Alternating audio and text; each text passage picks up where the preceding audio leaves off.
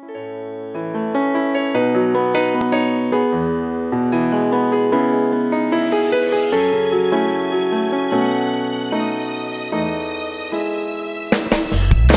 bizim bedanımız, kırım bizim gururumuz. Her bir insan bedanında arzu eder yaşam.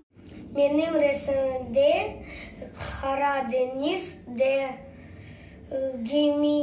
gemi yolday, İrfan gemi.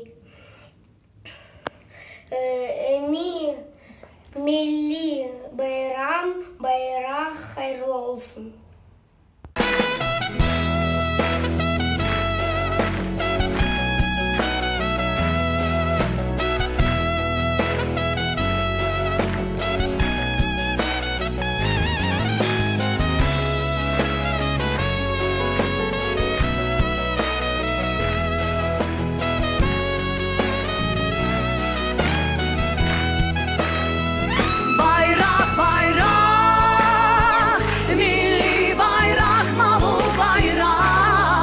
Nesiller